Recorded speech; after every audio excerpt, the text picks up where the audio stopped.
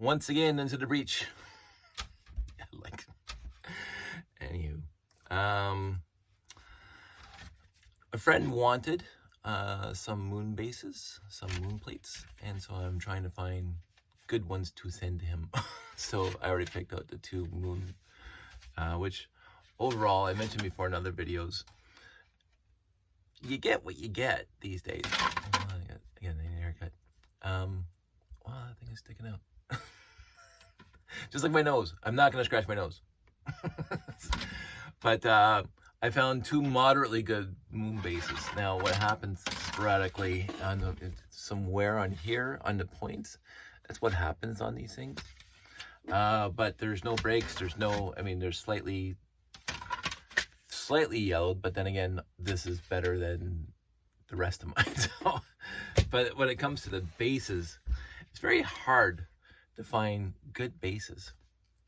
Like, that one's not that good. This one's not that good. This one's okay. No marks on it. So I'm gonna put this one aside. This one has some marks in the middle. It's a little darker. So there we go. Two good bases already. There you go. Done. But then I have to get down to the crosswalk, the T intersection, the whatever you want to call it. And he wanted one of those. Well, I'm not going to send him this one. This was my test. I didn't like it that much because it was too busy, and the fonts are different sizes. And my reasoning for that is that this one goes to the destination right there, and these ones take you to the next one. So this was the test, and I didn't like it. And I can peel those off at some point. I just haven't bothered yet because I haven't needed this faceplate. So a little dark. It's got some blemishes there. Got a scratch on it. This one's actually faded. That should be over there. Usually I keep them sorted, but sometimes they don't. That one's got a little tiny blemish there. This one's really bad. This one's got holes in it. Who would drill holes in the base plate? If you don't get the idea that I appreciate me, I'm not egocentric about it because I have, sometimes low self-esteem. I mentioned my depression before, but I appreciate my humor. Look at this one. This one's actually pretty good. So this is the one that's going to go. So we got 3, 1 T intersection, 2 base plates, and 2 moon plates. Relatively good. Again, I didn't go through my whole pile, but as you can see, like, this is the kind I have. Like this, I don't know if this came from a smoking house, but that one's really, really bad. And and this one, somebody was doing drag strips, like burnouts on this thing. Like, what is that? I mean, I haven't tried to remove it. I could probably just get a Mr. Clean dry eraser and try to take it off. But why? But again, how other people use their bricks, no concern of mine.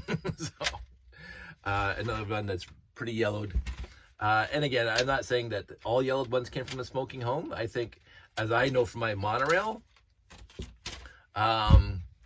which didn't come out too far after this, I left my monorail set up, my 6990 set up, in my spare room in my apartment building. I left that thing set up for probably the entire time I lived there. And the sun, because there's a southern window, the sun right in the window all day long. Sun up to sundown, light is streaming, UV rays, just kind of right onto the Lego. I can probably find them without too much effort. But if you remember the 6990, and I'm going to get there, by the way, I'm reinvigorated to finish my reviews of all the classic space sets. But and I left at 6981, so I have to make the 6982. But the 6990, when I build it, I'm going to find those 2x8s, because you remember the little white containers that were on the monorail. They're 4 wide and 8 long and like 3 bricks tall with the hinges and stuff. The 2x8s on top of those containers, because there was a couple tiles with the arrows on them and a couple other things, and of course they opened up. I can tell exactly the 2x8s that were used on those modulars, there's those containers, because of the white faded to yellow where there wasn't a plate or a brick or a tile on top. So it's really bad. I'm gonna try to remember this conversation when I built the 6990. But in the interim, I'm gonna pack up these 5, mail them off. By the time this video is released, they might be in the mail. I'm hoping to get them in the mail today. The other thing that I'm gonna mail today, let's put all this stuff aside. So this is my old stuff. This is what I'm mailing. Let's see if I can dig it out easy. Josh was in here last night. And every time Josh is in here, I have to reorganize my entire room because he doesn't like to have a care about putting things back where they're supposed to go. Again, I'm not anal about it, so I don't yell at him.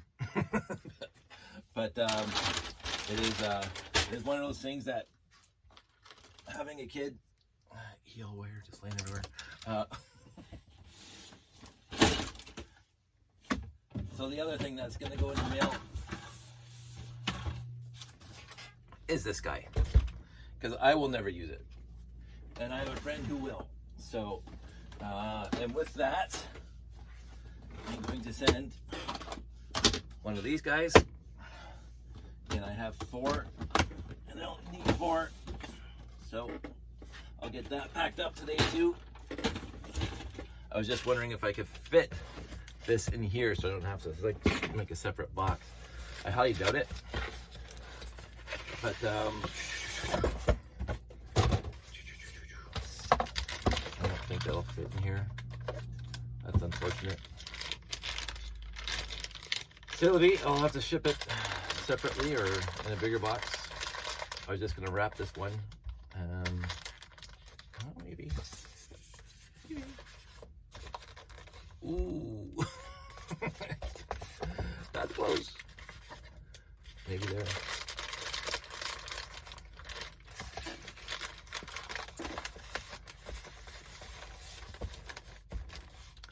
That'll do.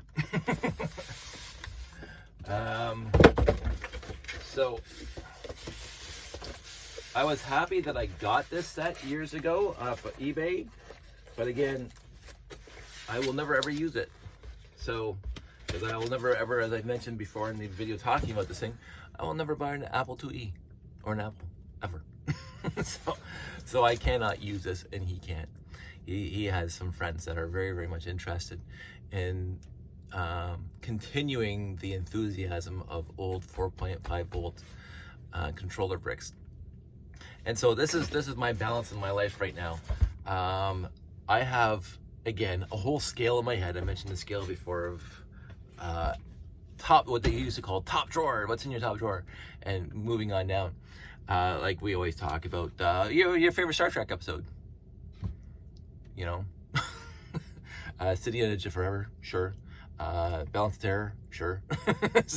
And then the worst episodes, Turnabout Intruder, Spock's Brain, So between those two, City on the Edge of Forever and Balance of Terror and the Enterprise incident, oh, just beautiful, and Spock's Brain and Turnabout Intruder. And I'm going to say this, Turnabout Intruder had some good concepts to it that for the time, but anyway, I'm not going to go off on that huge tangent. But so you have 79 episodes between and including Spock's Brain and Balance of Terror.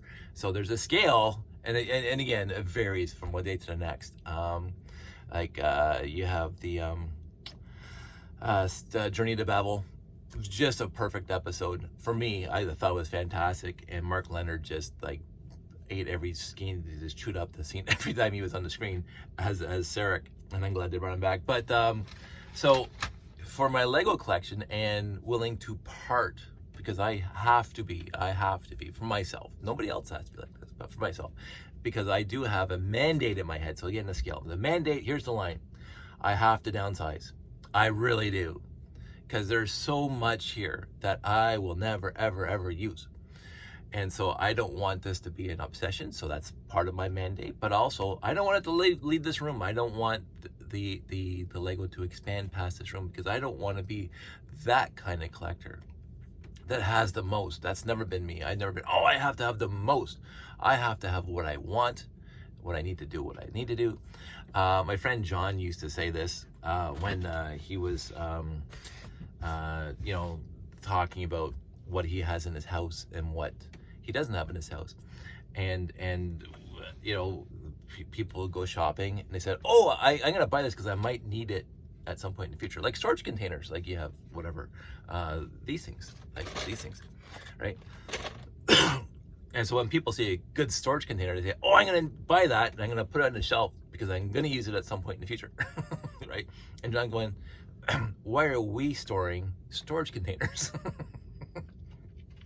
Let the store store the storage container. Let the store store the storage containers, because when you need it, you go back to the store and get it. Like, and so there's those people. I might need this at some future point, and therefore I'm going to get it now instead of letting the store carry it, because it's going to be there. Like again, if you have like something eclectic or something that's unique, in an antique store or whatever, sure, that's one thing. But if in a store like a storage container, there's always going to be storage containers in stores to go buy. So why are you buying storage containers now that you might need later, or even if you will need them later, unless it's like tomorrow, but if it's next week, next month, next year, leave them in the store. Why are you cluttering your house with storage containers that you are not using today? Now, the other idea, again, with the mandate, if you haven't used it, my parents used to teach us this, if you haven't touched it in 6 months and you haven't used it in 6 months, get it out of the house, because it's taking up space. And especially when we're in a small house, which, I mean, it's not a small house, it's not a tiny house, we're not going to be on that TV show, but it's a smaller house. And so we do not have the luxury of having, I mean, I've built a lot of storage in this house. There's a lot of shelving in this house since I moved in. Closets, and built that were never there before. And in the laundry room, I reorganized things so I can build like big shelves to hold our camping stuff, to hold our Christmas stuff, to hold the stuff we ain't using all the time. So again, so there's the balance. The stuff that you ain't going to use in 6 months, you aren't going to use in 6 months, get rid of it, because you're not using it now, you'll probably never use it again. But we stored as Christmas stuff. We're not using that. Well, we got it out now, and we'll put it away in January 1st, and then we won't touch it until November. So that's almost a year. So there's nuance to this conversation. So back to the Lego. I have said repeatedly and almost sickeningly, nauseatingly too much that I have to downsize. And so when a friend calls me up or sends me a text or whatever and says, Dave, oh, by the way, I saw that you had because I did a video, a huge pile of base plates and T-intersections and landing pads. I don't have any. I said, really? Really? Absolutely. What do you need? Let me know. So he gave me a list. 2 and 1. Perfect. Jump in the mail. And some people, and I can guarantee it, because I understand the feeling, they haven't made this stuff since like 1982, 84. I don't know what year they discontinued making these things, but it was, I don't think these things were released after Futuron. I could be wrong. I don't think they had them in Futuron. I honestly, they had flat, when I built the 6990, I think they just used the 32 by 32 flat. So I don't think these things have been out. Besides the blue ones where the aqua zones, whatever. But I don't think they've released these since the end of Classic Space, 1985, 84. And then, of course, Blacktron had its own bases, which I have a few of. But anyway, so this is a finite commodity. They aren't making any more. There's no more being made. And again, the third-party vendors and the 3D printing, like they do with the monorails and other parts of Lego, they're not printing these yet. So this is a very finite commodity. And so people who hear finite, like hockey cards, the Wayne Gretzky rookie card, they're not making them anymore, so the rookie card's going to go for lots of money, right? Absolutely. Like my brother collected hockey cards, and he sold his Wayne Gretzky rookie card for a lot of money a little while back. But because it's a finite commodity, it's like stamp collecting, it's like coin collecting, it's hockey card collecting. And so if they're not making anymore, the prices go up. It's the fact of life, right? But for me, this is not a commodity for collecting like that. It's not. This is for me to use. It's just like the wood in my wood shop. I mean, I use pine and maple when I'm going to build something, right? And if I get a piece of antique oak or whatever out of something, that's cool. That's cool. But I'm not going to go paying a gazillion dollars for an antique piece of wood when I can just go over to Home Depot and pick up a piece of pine. Although these days, but anyway. So, and again, I also have that scale in my head. These are my friends, and again, I've mentioned this so many times. I am, from my experience in talking to people, one of the most blessed people in this hobby that I know of. I mean, we're all blessed to be in this hobby, I think. I think it's a fantastic hobby to be in. But I never had a dark ages, straight up. And again, it depends on what you're interested in. But for me, what I'm interested in, obviously, this is, again, the nuance and whatever, and the fact that it's not rocket science to know that I'm going to like classic space because I got my first classic space set when I was 11. You don't have to connect the dots too hard to get the fact why I like classic space. But there's other people out there who also like classic space, and they had the dark ages, and they gave up their Lego, they gave it away to their whatever, sold it, gave it beer money. Or you know, they sat in their parents' basement in a box somewhere, and they went off, got married, had kids, and all of a sudden they go home and the box is gone because, oh, we put that in a garage sale 25 years ago. Whatever it is, there's a million stories as to why many 90, I don't know what the number is. The vast majority of AFOLs, the vast majority, had a dark ages. I don't know how many didn't versus how many did, but I can guarantee all the money in my pocket against all the money in your pocket that there are the vast majority of AFOLs did not or did have a dark ages, and I did not. Also, because I didn't have a dark ages, because I was buying for myself when I was 15, 16, 17, 18, 19, during the peak of classic space. Futron hadn't come out yet. The peak of classic space. I'm walking into a store. I have my lawn cutting money. I have whatever kind of money. Oh, there's the 6890. Yoink, off the shelf. And we're making a movie. Like, this is, oh, of course and now I have justification. I'm going to buy the 6970 and 6971. I bought those with my money when I was in my teens. And then after that, I mentioned my last couple years in high school, beer money for Lego, right? And so I did not have a dark ages. And so I consider myself blessed in that fact alone, that I did not have a dark ages, and that I spent a lot of money comparatively on Lego through my teens and into my 20s. And the only dark ages of spending money was buying new sets in the 90s, because I mentioned that before. I wasn't that interested in what Lego was producing in the 90s at all. I wasn't interested.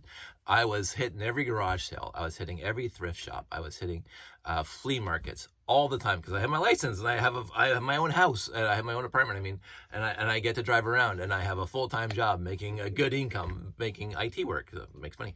And putting the ads in the paper. That was me putting the ads in the paper in my 20s and my 30s, and then driving around picking up Lego. Right? So I didn't think of it at the time. I thought, hey, I'm having fun. I'm having a great time. I thought, oh, this is like, what's the word I'm looking for? Prescient. This is me thinking ahead. No, I had a hobby. I had a hobby in the 70s, 80s, 90s, and 2000s that, hey, I'm going to put an ad in the paper and see what happens. And I saw what happens. This is what happens. I'm driving up to Selkirk to fill up my pickup truck full of Lego bricks. And it was fun. It was at that moment, I wasn't being proactive. I wasn't thinking ahead in 20, 30 years that I'm going to meet more people out there who didn't do this. Never even considered.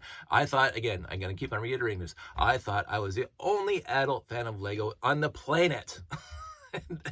Back then, pre-internet. And so I was doing it for me.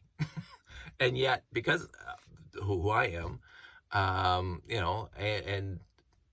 I hit the internet and I find people, like-minded people and whatever, and knowing that I have to downsize, and knowing that Lego to me is not a hobby that I want to have the most of and beat everybody else. This is not a competition. And Lego is also, for me, a very, very kind and sharing and caring hobby to be part of.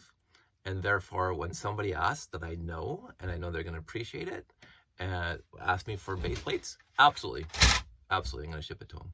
Why not? I have too many, and this box too. I'm never going to use it. It's a collector item for sure, but I can't use it. And if I can't use something, why do I have it sitting around the house? Why do I have storage containers in storage that aren't not being used at this point and may not be used? No, I'm not going to do it. So this is the cutoff. And my friend asked nicely, and I said, absolutely, I'm going to ship these to you.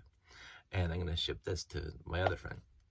And I'm going to look forward to pictures. I'm going to look forward to whatever they do with it. And again, when it leaves my house, it is no longer mine. What they do with it, they can turn around and resell this stuff. Not my problem. I have a lot more. so again, I am not going to lose sleep over what other people do with this hobby. And I'm not going to, and I want to be true to myself to say, they're paying a reasonable price for these things. I don't think I'm gouging. Whatever the Bricklink average is, below that, these things did not cost. I don't think I've spent more than $5 per one of these things. And again, that was 15, 20 years ago, and they're worth a lot more than that now.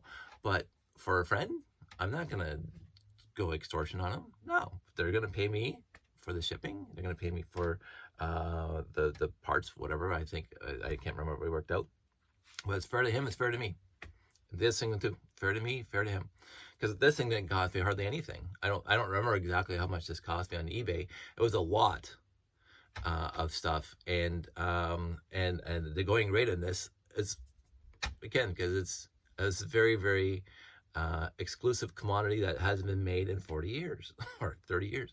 So it's unique. It's not common, and I'm gonna get some good money for it. And he's happy with the price. I'm happy with the price. That's it. Credits, and now it's his, and he can do whatever he wants with it. Should I open up a Bricklink store, which my wife and I are talking about? It could be fun because I have a lot of stuff that other fans might be interested in. And so I will dip my toes into the water, get a feel of the situation. I don't want it to be overwhelming, overbearing, and ruining the hobby for me. But it's something, because again, the mandate is to downsize. And I'm going to use the textbook example of my lifetime when garage sales used to be getting stuff out of your garage, yard sale, getting stuff out of your basement. 25 cents for a pair of snips, a buck for a shovel, whatever. It was just to get the stuff out of your house and give it to somebody else who wants it. That's what garage sales were for when I was growing up. Every time I went to a garage sale, there was nothing over like $5, $10, $15. Even the church sales, even as we mentioned before, the Value Villages, it was inexpensive because you want to get rid of the stuff. That was the mandate, is to get rid of the stuff, not to make a profit. Making a few coins here and there, fantastic, but to get the stuff out of your house. And yet, the last couple of years, probably the last decade or so, I go to a garage sale and the guy wants $50 for a shovel. I'm going, what are you doing? Well, it's $50 at Canadian Tire, he says, and therefore I'm going to charge you $50 for this. Well, I'm going to go to Canadian Tire and buy a new one. like, why would I buy your used one for the same price as that Canadian Tire new one? Like, it made no sense to me. And so at garage sales and thrift, well, not thrift stores, but Value Village specifically, they're in it for a profit now. There seems to be, they went from the mandate of getting rid of stuff to people who need it, to making a huge profit because they get the stuff for free. And again, if I have stuff sitting around my house, like these things have been sitting on that shelf. I've moved this thing, probably these two, from 4 different locations. 4 different places where I lived. It could have been the other ones, but overall, I've had these things, some of these things, since I was a kid. And I've moved around, and I've never used them in anything. Now, again, I have used half of them or some of them in my layouts that you've seen in my shows, but I have so many more, and so I'm moving these things around, and now they're taking up space, and I'd rather use that space for something else. So anyway, that's it. That's all. These things are going to go in the mail today, and I hope everybody out there is doing well. And I will talk to everybody soon. So this is the added bonus of why I'm getting rid of some of my base plates. So this shelf right here has some light blade at the end, 32 by 32, but the rest are my landing pads, my T-intersections, and all my crater plates, and then all my big race plates and these guys. And the Paradisa, or whatever you want to call them, or whatever those guys are there, didn't fit, and now they do. So getting rid of 5 base plates, getting rid of 5, I now have more storage here for other stuff. And of course, losing 5, no sweat off my nose at all. So it is all good. I have better storage now for more stuff. And now I'm gonna start tackling that stuff way over there, because there's stuff there I will never, ever, ever use. Anyway, keep an eye on this space, and I'll let you know. Take care, bye.